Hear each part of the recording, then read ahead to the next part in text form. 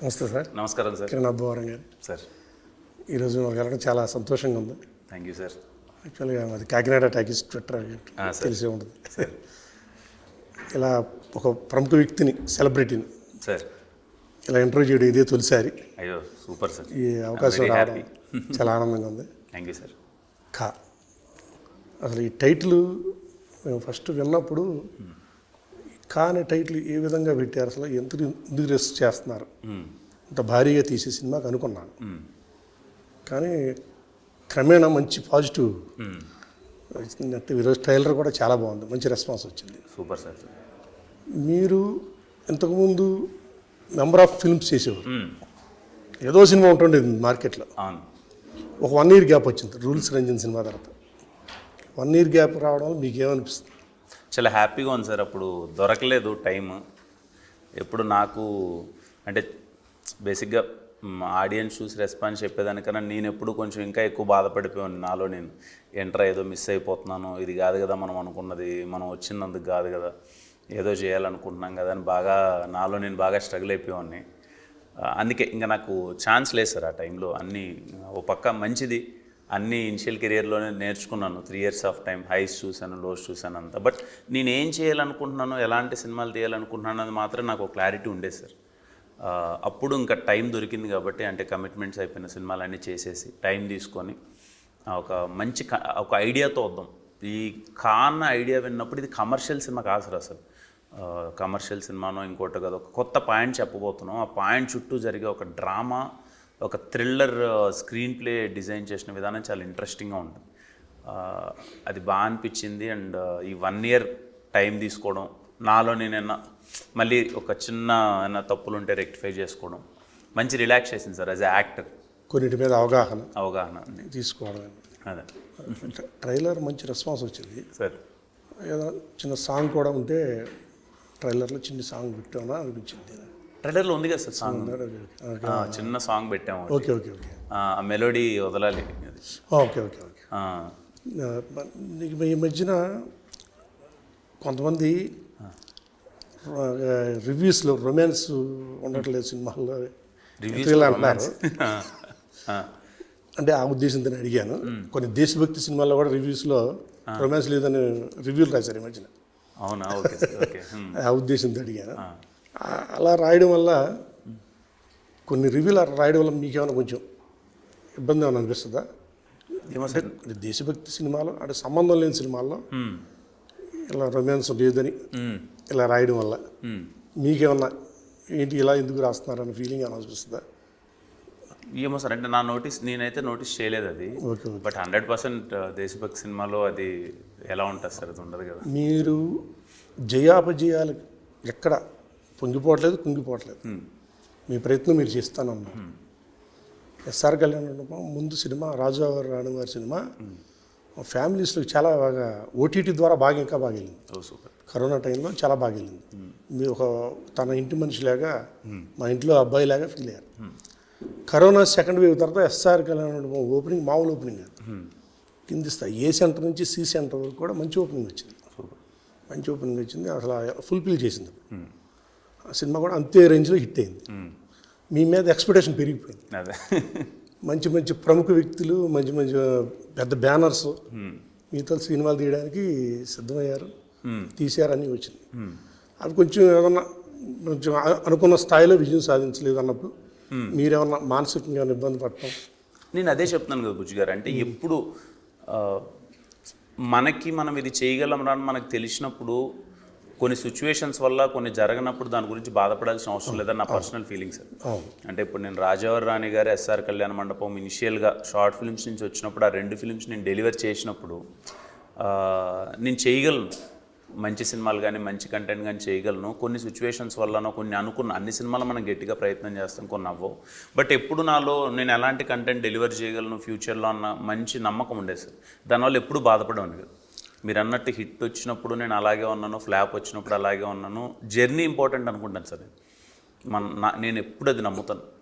చాలామంది పబ్లిక్లో, ప్రేక్షకులు కిరణ్ అబ్బవరం అనగానే ఎస్ఆర్ కళ్యాణ్ హీరో అంటే టక్కున ఐడెంటిఫై చేస్తారు. అవునవును, గుర్తుపడుతున్నారు. అదే అది ఒక బాగా ఇక నుంచి కిరణ్ అబ్బవరం కానీ కా సినిమా హీరో అనే స్థాయిలో ఉంటుంది అనుకుంటున్నాను నేను.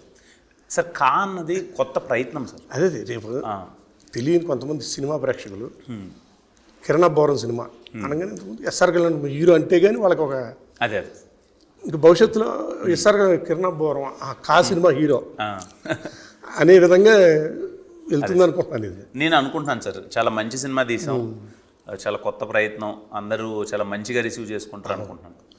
ఫస్ట్ టైము నా అనుభవంలో చాలామంది పాజిటివ్గా మాట్లాడారు. ఓ సూపర్. ఈరోజు చాలామంది ఇంతకుముందు మాట్లాడిన వ్యక్తులు కూడా చాలా పాజిటివ్గా మాట్లాడారు ట్రైలర్ గురించి. అంత హైప్ వచ్చింది ఈరోజు. Very happy. మీరు నేను చాలా ఇంటర్వ్యూస్లో చూశాను, మీరు పవన్ కళ్యాణ్ గారి అభిమాని. ఆయన కూడా రాజకీయాలు ఎక్కడ నిరుత్సాహపడాల, 2 చోట్ల ఓడిపోయినా, 1 సీటు గెలిచినా పట్టుదలతో మరలా పూర్వవేమం సంపాదించారు. అలాగే మీరు కూడా మీ సినిమాలు ఎక్కడైనా అపజయం పాలైనా ఎక్కడ నిరుత్సాహపడకుండా అదే ప్రయత్నం వెళ్తారని అనిపిస్తుంది నాకు. ఆయన ఇన్స్పిరేషన్గా తీసుకుని అలా ఏలేదు సార్. అంటే మనం ఒక పని చేయడానికి వచ్చినప్పుడు అది మనం కష్టపడ్డమే మన చేతిలో ఉంటుంది సార్. ప్రయత్నం ఎప్పుడు హైస్ అండ్ లోస్ అన్నది పార్ట్ ఆఫ్ జర్నీ.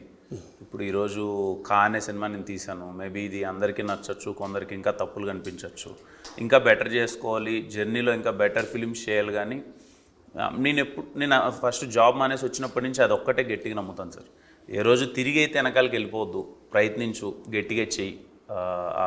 ఏదో ఒక రోజు మనం అనుకున్న ప్లేస్కి అయితే మనం రీచ్ అవుతాం. అసలు హీరో అవుతాం అన్నది కల మాకు.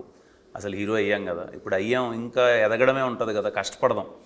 1, 2 అన్నీ ఇలా జరుగుతూ ఉంటాయి అన్న ఫీలింగ్ సార్. బట్ స్టిల్ చాలా స్ట్రాంగ్గా, చాలా కాన్ఫిడెంట్గా ఉన్నాను. ఫర్దర్ చాలా మంచి సినిమాలు ఇవ్వబోతున్నాను.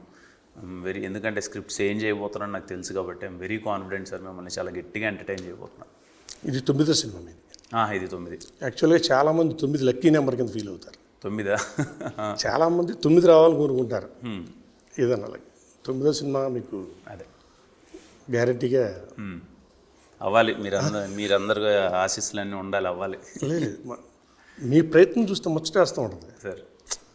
ఎక్కడా కూడా మీరు ఇంకా అయిపోయింది వదిలేస్తారు, అక్కడితో మళ్ళీ కొత్త ప్రయత్నం చేస్తూ ఉంటారు. దీనిలో లుక్ చాలా బాగుంది. Thank you sir. నిజంగా నేను ఫస్ట్ చూసినప్పుడే అనుకున్నాను, అదే ఇంతకుముందుకి ఇప్పటికి డిఫరెన్స్. ఇంతకుముందు సినిమాలు కొంచెం ఒకే టైప్లో ఉన్నట్టు ఉండేవారు. దీనిలో సపరేట్గా ఒక లుక్, పాత సినిమాలో పూర్ణమి నాగు టైప్ చిరంజీవి గారి లాగే ఉండేవారు. అలాగే కృష్ణ గారు కూడా తెలుగు చలనచిత్ర పరిశ్రమలో ట్రెండ్కి విభిన్నంగా ప్రయత్నం చేస్తుండేవారు. అల్లూరి సీతారామరాజు సినిమా తీసేయడానికి చాలా విమర్శలు వచ్చినాయి ఆయన మీద. అవును, సినిమాలో హీరోయిన్ ఉండదు, కాషాయ వస్త్రాలు, ఎవరు చూస్తారన్నారు. అదే తెలుసు మీకు. మోసగాడు కూడా అలాగే. అలాగే మీరు కూడా మీ థాట్స్ని ఇతరులకు వాటలు గౌరవించడంతో పాటు మీ థాట్స్ మీరు మీ వేలో మీరు వెళ్ళిపోవచ్చు. తప్పకుండా సార్. మీకు కాంపిటీషన్ సినిమాలు వస్తున్నాయి, కానీ పబ్లిక్లో 2 సినిమాలు చెప్తున్నారు. మిగతా సినిమా విచిత్రం ఏంటో ఆ బ్యానర్ నుంచి మీకు 3 సార్లు, అవును, 3వసారి మీకేమనిపిస్తుంది? అలాగే అంటే అనుకోకుండా జరిగిందే సార్. నాగవంశి అన్న సినిమాలతో ఎప్పుడు శివరాత్రికి వినరో భాగ్యం విష్ణు కథ అది వచ్చింది. లాస్ట్ ఇయర్ మ్యాట్తో పాటు సినిమా వచ్చింది. మ్యాట్ చాలా బాగా ఆడింది, మా సినిమా ఆడలేదు. అండ్ ఈసారి కూడా ఈ డేట్ వేద్దామని అనుకోలేదు సార్. ఈ 31st వేద్దామన్నది ముందు ఐడియా కాదు అసలు. ఎప్పుడైతే వంశీ గారు సినిమా తీసుకున్నారో ఆయన దీవాళికి చాలా బాగుంటుంది అని.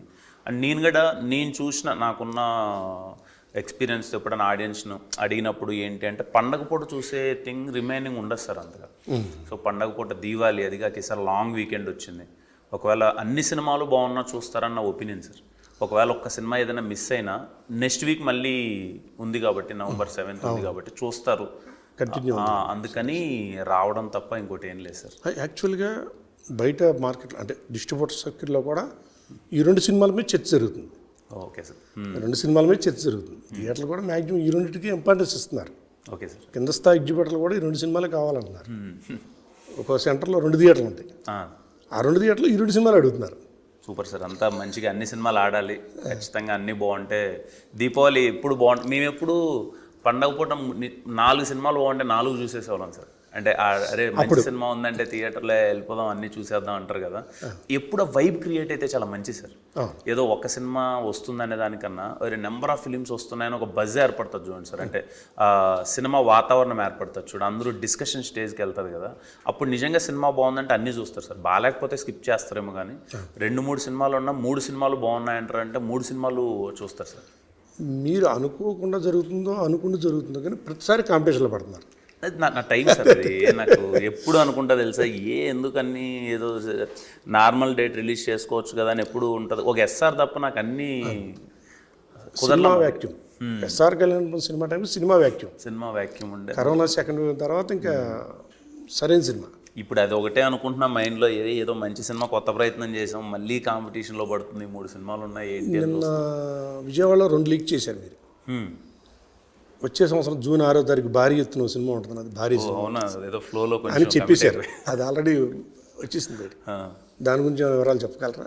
అంటే ఎస్ఆర్ కళ్యాణ మండపం తర్వాత ఇప్పుడు ఎవరినన్నా అంటే కలిసినప్పుడు కొంచెం గ్రౌండ్ లెవెల్కి వచ్చి ఫ్యాన్స్ని కానీ ఎవరైనా కొంతమంది సినిమా అభిమానుల్ని వాళ్ళు కలిసినప్పుడు ఏంటంటే అందరూ ఎస్ఆర్ ఇంట్రడక్షన్ సీన్ గురించి కానీ ఎస్ఆర్లో ఉన్న ఎనర్జీ కానీ దాని గురించి ఎక్కువ మాట్లాడుతున్నారు సార్. మళ్ళీ ఎందుకో ఫ్లోలో మళ్ళీ అలాంటి చేయలే. అంటే ఒక ఎంటర్టైన్మెంట్ నా సైడ్ నుంచి కంప్లీట్లీ యూత్ఫుల్ ఎంటర్టైన్మెంట్ చేయలేదు, స్ట్రాంగ్గా ఫిక్స్ అయింది సార్. ఈ సినిమా కంప్లీట్లీ కంటెంట్ మీద వెళ్ళిపోద్ది, ఇది ఎంటర్టైన్మెంట్ ఇంకోటి కాదు, ఒక థ్రిల్లర్, ఇది థ్రిల్లర్ మీద వెళ్ళిపోద్ది. అందుకని ఇంకా లేదు, ఒక్క సినిమా అయితే కంప్లీట్ నా సైడ్ నుంచి ఒక ఎంటర్టైన్మెంట్ ఇవ్వాలి, from the beginning to end entertainment ఇద్దామని ఒక మంచి స్క్రిప్ట్ ఒకటి వచ్చింది సార్. దాని మీద డిజైన్ మొత్తం అంతా కూర్చున్నాం, 1 year నుంచి వర్క్ చేస్తున్నాం. అది నెక్స్ట్ ఇమ్మీడియట్గా స్టార్ట్ చేయబోతున్నాం. ఈ సినిమా అయిపోగానే నవంబర్లో షూట్ స్టార్ట్ చేసి జూన్ 6th రిలీజ్ చేద్దాం అనుకుంటున్నాం. నిన్న మీరు రాజ్ థియేటర్ ఒకటి గమనించారు లేదు సార్? మీకు కూడా తెలుసు, మీకు ఎంత వీరాభిమానులు ఉంటారు. సినిమాలో డైలాగ్స్ చెప్పేస్తున్నారు, మీకు తెలియని విషయాలు కూడా మీకు చెప్పారు, గమనించారు లేదు? ఆ డైలాగ్స్ మీరు కూడా చెప్పలేదు. అదే నేను షాక్ అయ్యా, ఏంటి నా సినిమా డైలాగ్ లేదని. అంత వీరాభిమానులు ఆ విషయంలో అదృష్టవంతుని sir. With in short time ground లెవెల్లోకి ఫ్యామిలీస్ లేక్ కానీ యూత్ లేక్ కానీ ఇంత మంచిగా వెళ్ళడం, మన సినిమా వస్తుందంటే ఎప్పుడు ఒక డిస్కషన్ పాయింట్ అయితే అవ్వడం విత్ ఇన్ షార్ట్ టైం 3-4 yearsలో, అది మంచి విషయం. మీరు సరైన ఇట్టు కొట్టాలని ప్రతి ఒక్కరికి ఉంది. అదే మీ మీద అందరికి ఒక రకమైన మంచి అభిప్రాయం ఉంది. అదే కష్టపడుతున్నారు, సరైన ఈ సినిమా హిట్ అవ్వాలని మనస్ఫూర్తిగా అందరూ కోరుకుంటున్నారు. అవ్వాలి సార్. అందులో మీరు కూడా చాలా కష్టపడుతున్నారు. మీ కష్టాలను చూస్తే నాకే ముచ్చేస్తుంది. చూస్తున్నా కదా కొంచెం. ఒక రాజమండ్రిలో మీరు చూసే ఉంటారు, షెల్టాన్ హోటల్లో సార్. మిమ్మల్ని చూడకుండా ఒక వ్యక్తి ఎమోషన్ అయిపోయాడు. డైహెడ్ ఫ్యాన్ అన్న, డైహెడ్ ఫ్యాన్ సార్. గమనించారు మీరు? అది అలాంటివి అంటే మీకు తెలియకుండా మీకు చాలా కింద స్థాయిలో చాలా అభిమానులు.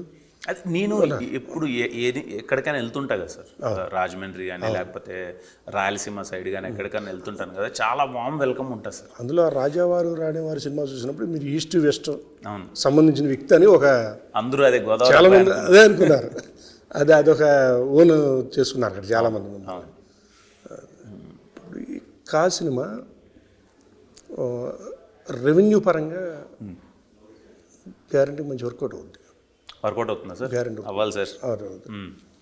అయ్యి మా వంశీ గారు తీసుకున్న అతను, మా ప్రొడ్యూసర్ గారికి, గోపాలకృష్ణారెడ్డి గారికి. మీకు వ్యక్తిగతంగా ఎటువంటి ఇమేజ్ వస్తుంది అనుకుంటున్నారు? ఇంతవరకు మీరు ఒక కుటుంబ నేపథ్యం, ఒక ఫ్యామిలీ ఆ టైపు రఫ్ అండ్ టఫ్ బాగా మాస్ టైప్ ఉన్నారు క్యారెక్టర్ చూస్తుంటే. ఆ లుక్ కూడా నాకు నిన్న రాజ్ థియేటర్లో టీజర్ చూడగానే స్పెల్ బాగుంది. ఆ బిగ్ స్క్రీన్ ఇప్పుడు సెల్లో చూడటమే, ఆ టీజర్ చూడగానే నాకు అసలు ఒకసారి షాక్ తిన్నాను. ఒక రకంగా ఉన్నారు మీరు మనిషి. అదే ఇక్కడి నుంచి ఇంకో రకమైన మీకు ఇమేజ్ వస్తుందని. ఈ సినిమా కంప్లీట్లీ పర్ఫార్మెన్స్ ఓరియంటెడ్.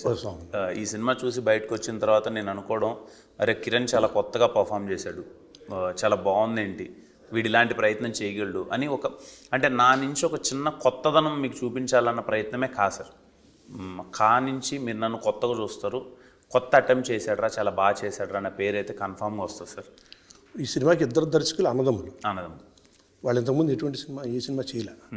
వారిని ఏ విధంగా అంత నమ్మి మీరు ఈ సినిమా చెప్పారు? ఎంత భారీ సినిమా, ఎంత అంటే కథ చెప్పినప్పుడే విన్నప్పుడే నేను షాక్ అయ్యాను సార్. దీంట్లో 2 ట్విస్టులు ఉంటాయి, అస్సలు గెసుకోవట్లేదు. నేను ఎంతసేపు వింటున్నంతసేపు ప్రయత్నిస్తున్నా ఇది ఏంటి అదిలే, ఇది రివీల్ చేస్తారులే, అయిపోయింటదిలే అని అనుకున్నాను. నేను గెస్ కొట్టింది అవ్వట్లే. నేను షాక్ తిన్నా. మీరు రేపు థియేటర్లో కూడా ఇంటర్వెల్ అండ్ క్లైమాక్స్ అయితే మీరు అస్సలు ఎక్స్పెక్ట్ చేయరు. ఓకే, ఏం జరుగుతుంది ఏంటి అన్నది అసలు ఎక్స్పెక్ట్ చేయలేరు. ట్రైలర్ చూస్తుంటేనే సినిమాల విషయం ఉంది, ఏదో ఉంది.